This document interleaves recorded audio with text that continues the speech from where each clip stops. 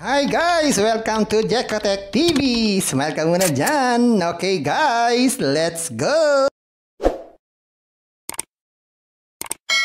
Guys, ito yung kanilang registration form.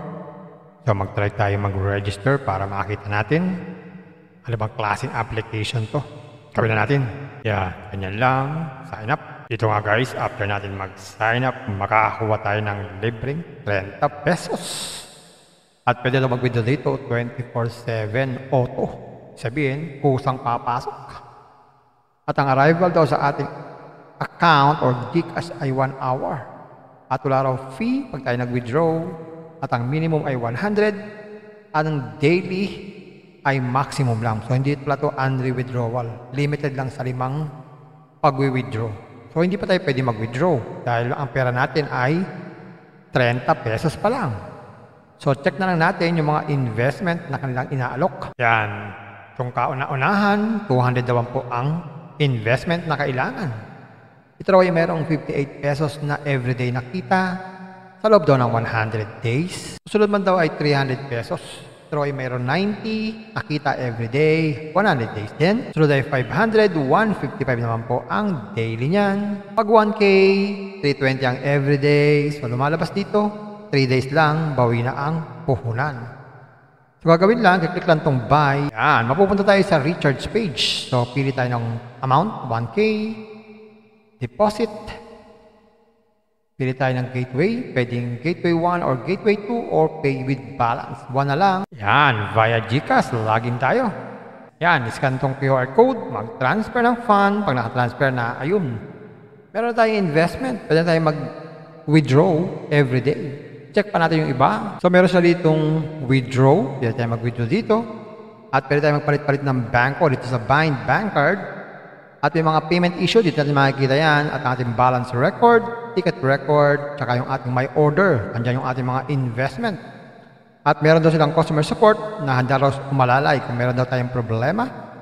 At about us, pwede tayo magbasa daw bago tayo mag-invest. At check ang account ng setting, pwede baguhin yan. At mag-log out na lang daw pag ayaw nyo sa application na to. So ayan mga guys, sana namang application. Pag malaki ang inyong investment, mabilis mababawi, 3 days lang. Kung lumalabas, pang risk taker na naman to. Talagang wala lumalabas na pang matagalan. So baka nandyan, naghahanap ng pang matagalan, pwede naman kayo sumali dito, vitality may mga libre. Malay nyo, maka-withdraw tayo. Kahit wala tayong investment.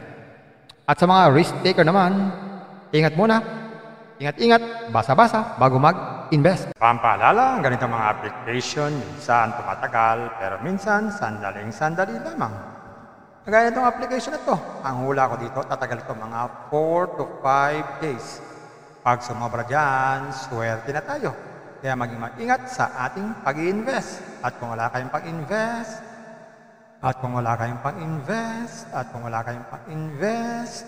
Kung may free, sa free na lang muna tayo. Kung may free, sa free na lang muna tayo. At sa pampaalala, ang ganito mga application, minsan tumatagal, pero minsan sandaling-sandali lamang.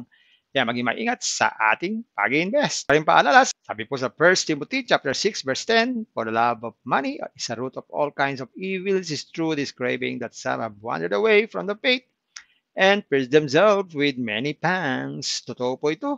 Ang pera naman ay hindi masama. Yan ang ginagamit natin sa pang-araw-araw natin buhay, pambili ng bigas, ulam, sapatos at iba pa.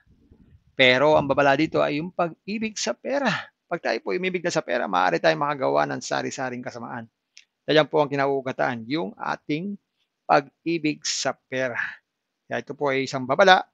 Dahil ang ating mga kasama natin ay nawala na sa pananampalataya. Mas pinili nilang ibigin ang pera. Hindi na natin alam kung nasaan sila. Kaya pinag-iingat po tayo dito. Mag-iingat po tayo sa pag-ibig sa pera.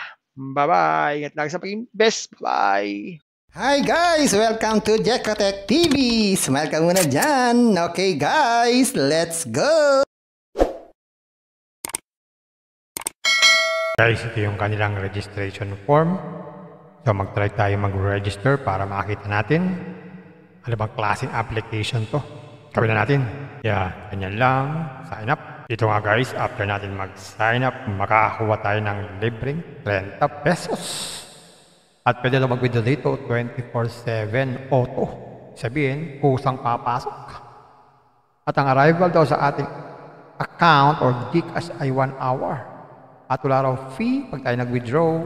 At ang minimum ay 100. At ang daily ay maximum lang. So hindi pala ito unre-withdrawal. Limited lang sa 5 pag-withdraw. So hindi pa tayo pwede mag-withdraw dahil ang pera natin ay 30 pesos pa lang. So check na lang natin yung mga investment na kanilang inaalok. Yan. Kung kauna-unahan, 200 daw po ang investment na kailangan. Ito raw ay merong 58 pesos na everyday nakita sa loob daw ng 100 days. Susunod man daw ay 300 pesos.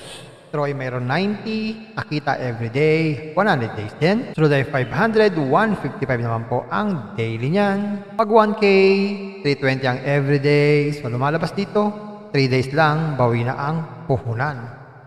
So gagawin lang, kiklik lang itong buy. Yan, mapupunta tayo sa recharge page. So pili tayo ng amount, 1K, deposit. Pili tayo ng gateway, pwedeng gateway 1 or gateway 2 or pay with balance. 1 na lang. Yan, via GCash, login tayo. Yan, iscan tong QR code, mag-transfer ng fund. Pag naka-transfer na, ayun. Meron tayong investment, pwede tayo mag-withdraw everyday. Check pa natin yung iba. So meron siya ditong withdraw. Pwede tayo mag-withdraw dito. At pwede tayo magpalit-palit ng banko dito sa Bind Bank Card. At may mga payment issue. Dito natin makikita yan. At ang ating balance record, ticket record, tsaka yung ating my order. Andiyan yung ating mga investment. At meron daw silang customer support na handa raw umalalay kung meron daw tayong problema. At about us, pwede tayo magbasa daw bago tayo mag-invest. At check ang account ng setting, pwedeng baguhin yan. At mag-log out na lang daw pag ayaw nyo sa application na to. So ayan mga guys, sana namang application. Pag malaki ang inyong investment, mabilis mababawi, 3 days lang. Kung lumalabas, pang risk taker na naman to. Talagang wala lumalabas na pang matagalan. So baka nandyan, naghahanap ng pang matagalan, pwede naman kayo sumali dito, vitality may mga libre. Malay nyo, maka-withdraw tayo. Kahit wala tayong investment. At sa mga risk taker naman, ingat muna. Ingat-ingat, basa-basa, bago mag-invest. Pampaalala, ang ganitong mga application, minsan tumatagal, pero minsan sandaling-sandali lamang. Kagaya itong application na to, ang hula ko dito, tatagal ito mga 4 to 5 days. Pag sumobra dyan, swerte na tayo. Kaya maging mag-ingat sa ating pag-i-invest. At kung wala kayong pag-invest,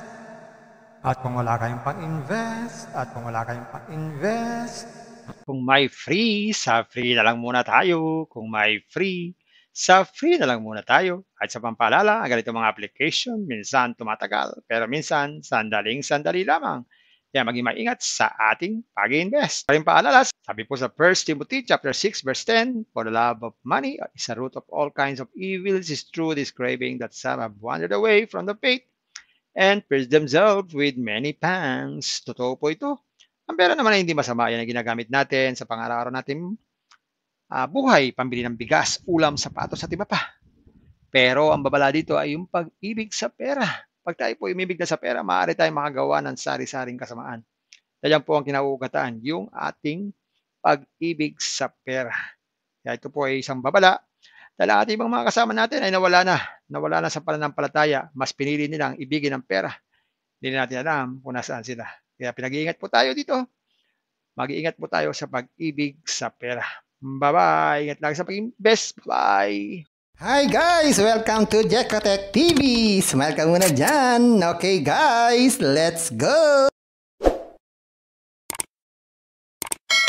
Guys, ito yung kanilang registration form. So mag-try tayo mag-register para makita natin ano bang klaseng application to. Gawin na natin. Yeah, ganyan lang. Sign up. Dito nga guys, after natin mag-sign up, makakakuha tayo ng libreng 30 pesos. At pwede lang mag-withdraw dito 24/7 auto. Sabihin, kusang papasok. At ang arrival daw sa ating account or GCash ay 1 hour. At wala raw fee pag tayo nag-withdraw. At ang minimum ay 100.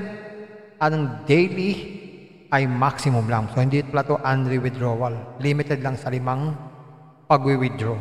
So hindi pa tayo pwede mag-withdraw dahil ang pera natin ay 30 pesos pa lang.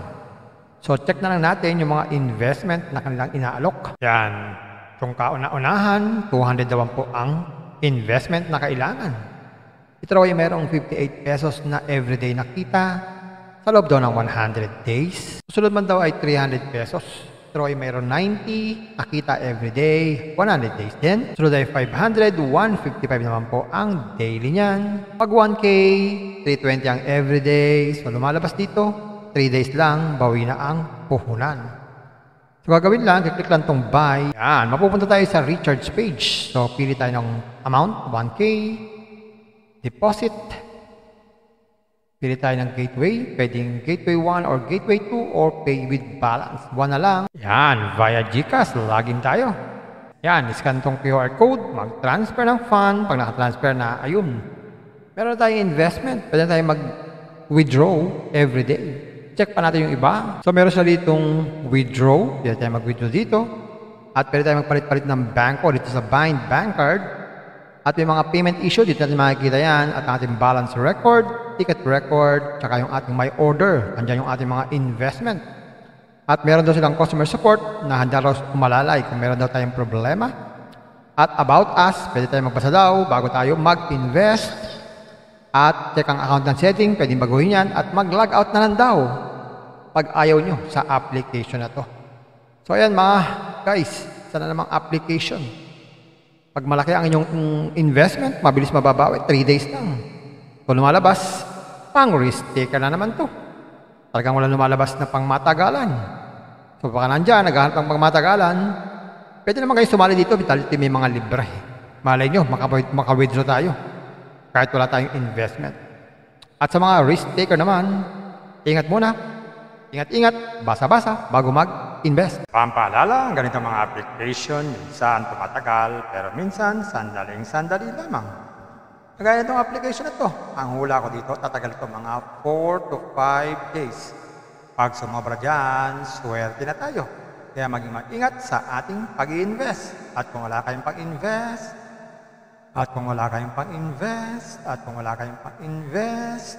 kung may free, sa free na lang muna tayo. Kung may free, sa free na lang muna tayo. At sa pampaalala, ang ganitong mga application, minsan tumatagal, pero minsan sandaling-sandali lamang. Kaya maging maingat sa ating pag-invest. Paring paalala, sabi po sa 1 Timothy chapter 6 verse 10, for the love of money is a root of all kinds of evils, is true this craving that some have wandered away from the faith and pierced themselves with many pangs. Totoo po ito. Ang pera naman ay hindi masama. Yan ang ginagamit natin sa pang-araw-araw natin buhay, pambili ng bigas, ulam, sapatos at iba pa. Pero ang babala dito ay yung pag-ibig sa pera. Pag tayo po umibig na sa pera, maaari tayong makagawa ng sari-saring kasamaan.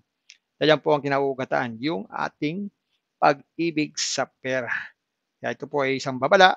Dahil ang ating ibang mga kasama natin ay nawala na sa pananampalataya, mas pinili nilang ibigin ang pera. Hindi na natin alam kung nasaan sila.